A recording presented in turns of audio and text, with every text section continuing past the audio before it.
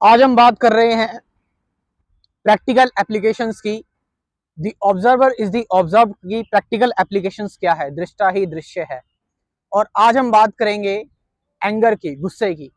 इससे पहले हमने फियर की बात की थी कि फियर को कैसे the observer is the observe का यूज करके हटाया जाए, रिमूव किया जाए।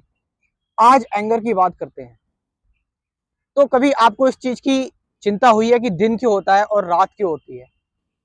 क्योंकि ये फैक्ट है, ये हमें पता है कि ये ऐसा है तो है, दिन होती है रात होती है, क्योंकि हमने इसको फैक्ट की तरह देख लिया है। लेकिन अगर हम अपने एंगर को, अपने गुस्से को फैक्ट की तरह देख लेंगे तो फिर हमें उस गुस्से से लड़ने की जरूरत भी नहीं होगी हमें। जैसे मैंने तुमसे बोला दिन होती है, तुम बोलोगे यस ऑफ कोर्स। मैंने तुमसे बोला रात होती है, तुम बोलोगे हाँ होती है। लेकिन मैं तुमसे बोलूंगा क्या तुम अपना गुस्सा कंट्रोल कर सकते हो? तुम सोचोगे हाँ कर भी सकते हैं समटाइम्स। अब इसमें गैप आ गया इतना सारा, इतने सारे थॉट्स आ गए, इतनी सारी चिंताएं आ गई, इमोशंस आ गए, तुम्हारी पास्ट की मेमोरीज आ गई इतनी सी बात पूछने पर। लेकिन जैसे मैंने तुमसे पूछा क्या दिन होती है, तुमने बोला हाँ होती है, रात होती है, हाँ होती है।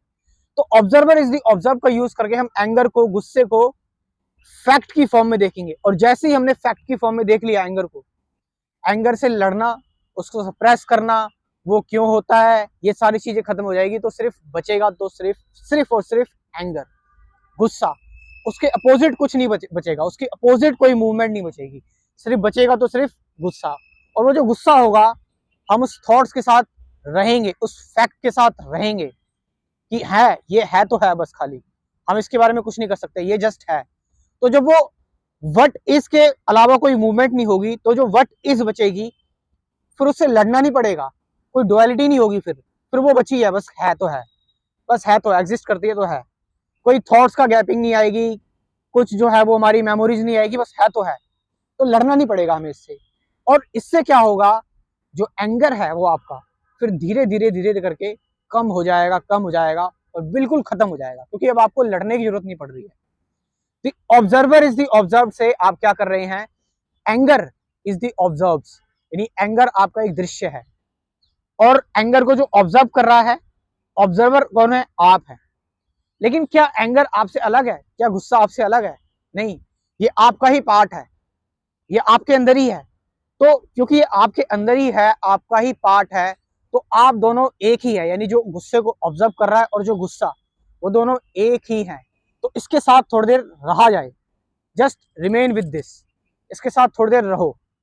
चाहे जितनी भी एंजाइटी हो रही है आपको, चाहे जितने भी आपके अंदर थॉट्स आ रहे हैं, इसके साथ रहो। अब ऐसे नहीं होगा आप कहोगे कि मैं गुस्से के साथ रहूंगा तो फिर तो मैं कुछ भी कर दूंगा, नहीं। यहाँ पर आप गुस्से को फैक्ट की तरह देख रहे हो, आप ऑब्जर्व नहीं कर रहे हो। यहाँ पर आप ऑब्जर्वर नहीं आ रहा है बीच में, जस्ट जो चीज है तो है, उससे लड़ने की जरूरत नहीं पड़ रही है, जो है सो है। फिर आप उसको ऑब्जर्व कर रहे हो बस, खाली वो आ रहा है और जा रहा है।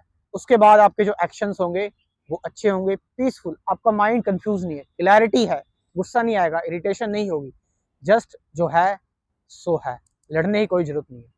तो यहाँ पर दृष्टा और दृश्य जब एक ही हो गया, यानी गुस्सा और गुस्सा करने वाला दोनों एक ही हो गया, तो फिर लड़ने की जरूरत है ही नहीं। फिर जो है सो है, कहानी खत्म। वट इज है सो है। तो ऐसे आप गुस्से को जो है वो कंप्लीटली खत्म कर सकते हैं। और मैंने कृष्णमूर्ति के चॉइसलेस अवेयरनेस को लेकर एक कोर्स बनाया है। उस कोर्स के नंबर ऑफ एप्लीकेंट्स अभी बहुत कम है, इसलिए मैं उस कोर्स को थोड़ा सा मैंने रोक के रखा हो, उसको लॉन्च नहीं कर रहा हूँ। अगर आप उस कोर्स के बारे में पूरी इन्फॉर्मेशन लेना चाहते हैं तो कमेंट में आप इसके बारे में, मैं इसका लिंक जो है वो कमेंट सेक्शन में डाल दूंगा, आप इसके बारे में पूरी इन्फॉर्मेशन ले सकते हैं। जो चॉइसलेस अवेयरनेस का कोर्स मैंने बनाया है जे कृष्णमूर्ति के ऊपर। Thank you very much.